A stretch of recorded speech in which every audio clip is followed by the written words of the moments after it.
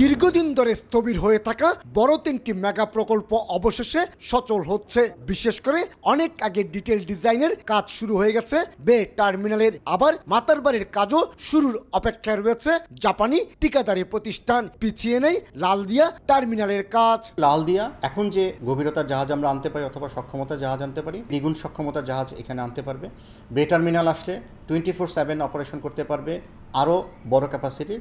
মাতারবাড়ি আসলে প্রায় 16 মিটার পর্যন্ত আমরা জাহাজ আনতে পারবো, আরও বড় ক্যাপাসিটির।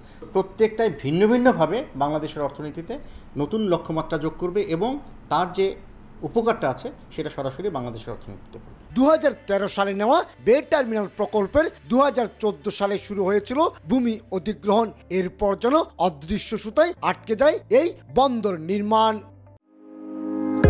হার্টের যত্নে বিশ্বসেরা ক্যানোলা তেল এখন বাংলাদেশে। ভূমি অধিগ্রহণ সহ নানা জটিলতায় 1 দশকের বেশি সময় ধরে আটকে ছিল এই বে টার্মিনাল পরিকল্পনা। অথচ বঙ্গোপসাগর উপকূলবর্তী 850 একর জায়গার উপর গড়ে উঠবে এ বহুল কাঙ্ক্ষিত বে টার্মিনাল, যেখানে বিনিয়োগ হবে অন্তত 18,000 কোটি টাকা। ইতিমধ্যে ব্রেকওয়াটার নির্মাণের জন্য বিশ্ব ব্যাংকের সাথে বাংলাদেশ সরকার 650 মিলিয়ন মার্কিন ডলারের একটি ঋণ চুক্তিও স্বাক্ষর করেছে। এখানে বন্দর করতে সহায়তা করছে সিঙ্গাপুর পোর্ট অথরিটি, দুবাই ভিত্তিক প্রতিষ্ঠান ডিপি ওয়ার্ল্ড। আর একটি টার্মিনাল পরিচালনা করবে চট্টগ্রাম বন্দর নিজেই। 2030 সাল থেকে অপারেশনে যাওয়া এই বে টার্মিনাল বছরে কন্টেনার হ্যান্ডেলিং করবে 50 লাখের বেশি। বে টার্মিনাল তো আমাদের সর্বোচ্চ প্রায়োরিটি দেওয়া উচিত ছিল এবং বে টার্মিনাল থেকে আমরা ইমিডিয়েট রেজাল্ট পাবো। এবং সেটাতে লালদিয়াতে নতুন যেই অপারেটর আসবে এখানে বিদেশি ইনভেস্ট আসবে এবং বিদেশি ইনভেস্ট আসলে মডার্ন ইকুইপমেন্ট আসবে এবং সেটা আমাদের অন্য অপারেটরদের জন্য একটা উদাহরণ হয়ে যাবে। সো এটার আমি আশা করি বাংলাদেশের এই যখনই এগুলা কার্যকর হবে, যখন থেকে আমরা ফুল অপারেশন আসতে পারবো, তখন কিন্তু আমাদের বাংলাদেশে অন্তত শিপিং সেক্টরটা বদলে যাবে। প্রতিবেশী দেশগুলোর বন্দরের সঙ্গে প্রতিযোগিতায় টিকে থাকার পাশাপাশি আগামী দিনের অর্থনৈতিক চ্যালেঞ্জ মোকাবেলায় চট্টগ্রাম বন্দর সম্প্রসারণের কোনো বিকল্প নেই।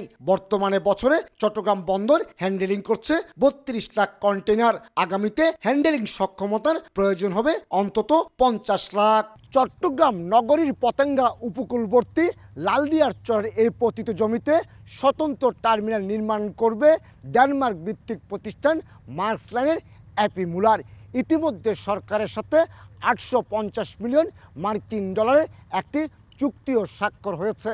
চলতি বছরের ডিসেম্বরে শুরু হবে আনুষ্ঠানিক নির্মাণ কাজ। সে নির্মাণ কাজ শেষ হবে 2029 সালে।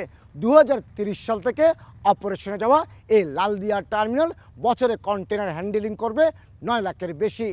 গভীরতার কারণে যে কোনো মাপের জাহাজ অবলীলায় প্রবেশ করতে পারবে এই লালদিয়া টার্মিনালে। প্রবৃদ্ধি যদি বেশি হয় ডেফিনেটলি এগুলি অনেক অনেক সুফল বয়ে আনবে। যেমন ধরেন জাহাজগুলি ভিড়তে অনেক সুবিধা পাবে, অপারেশনাল আপনার অনেক সুবিধা পাবে। তারপরে যেটা লজিস্টিক সার্ভিস যেটা আছে, যেটা কানেক্টিভিটি, সেটা উন্নতি করার মাধ্যমে জাহাজগুলি আমাদের আর্থিক বাংলাদেশ অনেক বেনিফিটেড হবে। প্রাথমিক পরিকল্পনা অনুযায়ী আগামী 2030 সালের মধ্যেই জাহাজ বেরানো এবং কন্টেনার হ্যান্ডেলিং শুরু করবে বে টার্মিনাল, মাতারবাড়ি এবং লালদিয়া। কমল দে, সময় সংবাদ, চট্টগ্রাম।